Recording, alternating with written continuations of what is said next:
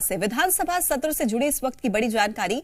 जुलाई के दूसरे सप्ताह में संभावित है मॉनसून सत्र। 15 दिवसीय हो सकता है विधानसभा का मॉनसून सत्र। विधायकों की उपस्थिति पर पशुपेश की स्थिति भी बन सकती है।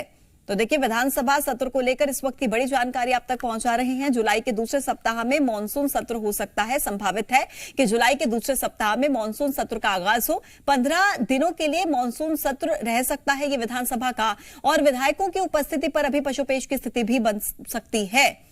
तो 15 दिन का हो सकता है मॉनसून सत्र। विधानसभा सत्र से जुड़ी इस वक्त की बड़ी जानकारी आप तक पहुंचा रहे हैं। मध्य प्रदेश विधानसभा सत्र का 15 दिवसीय मॉनसून सत्र हो सकता है और जुलाई के दूसरे हफ्ते में संभावित है कि मॉनसून सत्र का आगाज किया जाए, लेकिन विधायकों की उपस्थिति पर अभी पशुपेश की स्थिति भी बन सकती है। ऐसे भी कयास लगाए जा रहे हैं। लेकिन ये जो विधानसभा सत्र का मॉनसून सत्र है ये 15 दिवसीय हो सकता है और जुलाई के दूसरे हफ्ते में हो सकता है। तो विधानसभा सत्र से जुड़ी इस वक्त की बड़ी खबर आप तक पहुंचा रहे हैं। विधानसभा सत्र मध्य प्रदेश का 15 दिनों का हो सकता है और मॉनसून सत्र का आगाज जुलाई के दूसरे हफ्ते में हो सकता है। विधायकों की उपस्थिति पर अभी पशुपेश की स्थिति बरकरार है।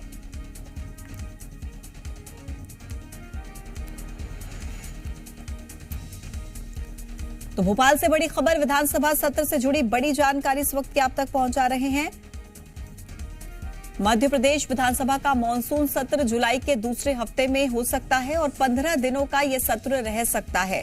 ज्यादा जानकारी के साथ जी मीडिया संवाददाता प्रमोद हमारे साथ जुड़ गए हैं। प्रमोद, कयास लगाए जा रहे हैं कि मॉनसून सत्र जुलाई के दूसरे हफ्ते में हो सकता है और 15 दिनों का हो सकता है, लेकिन विधायकों की उपस्थिति पर पशुपेश की स्थिति बन सकती है, ऐसा क्यों? देखिए, वो इसलिए क्योंकि मध्य प्रदेश में स्थानीय निकाय इलेक्शन चल रहे हैं और 13 जुलाई को नगरीय निकाय की कई सीटों पर दूसरे फेज पर वोट डाले जाने हैं। और ऐसे में जो अंदर खाने की खबर है वो ये है कि 11 जुलाई से संभावित मानसून सत्र विधानसभा का आउट हो सकता है। फाइल भी नोट सीट जो है वो तेजी से दौड़ रही है और अब वो देखिए, मुख्यमंत्री को आखिरी मोहर लगानी है।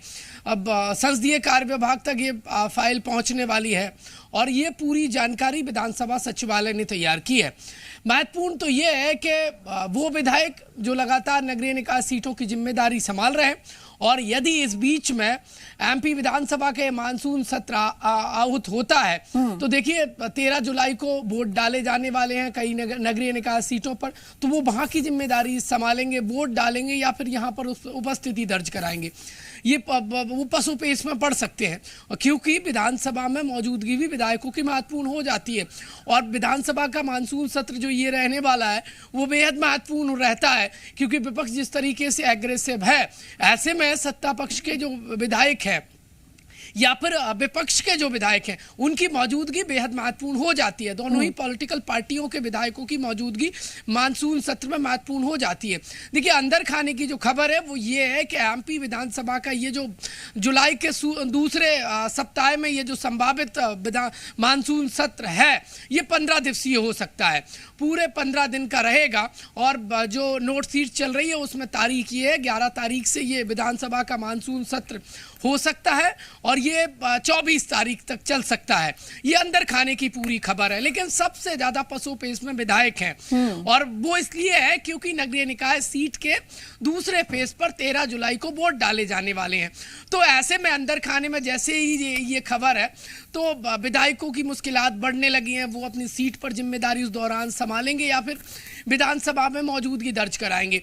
देखिए, मुझे लगता है कि वो नगरीय निकाय सीटों में यदि इस बीच में मानसून सत्र आहूत होता है, जो पूरी संभावना है, तो यकीन मानिए उन्हें उनकी दो जिम्मेदारी हो जाएंगी इस दौरान।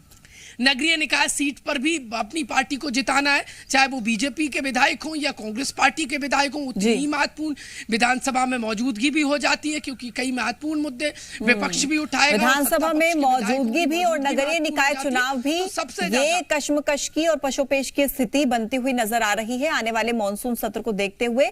प्रमोद, बहुत शुक्रिया आपका तमाम अपडेट्स पहुंचाने के लिए। खबरों में बने रहने के लिए आप हमारे फेसबुक, ट्विटर और इंस्टाग्राम पेज को फॉलो कर सकते हैं। लेटेस्ट अपडेट के लिए आप हमारे यूट्यूब पेज को सब्सक्राइब भी कर सकते हैं और हाँ, बेल आइकन पर क्लिक करना न भूलें।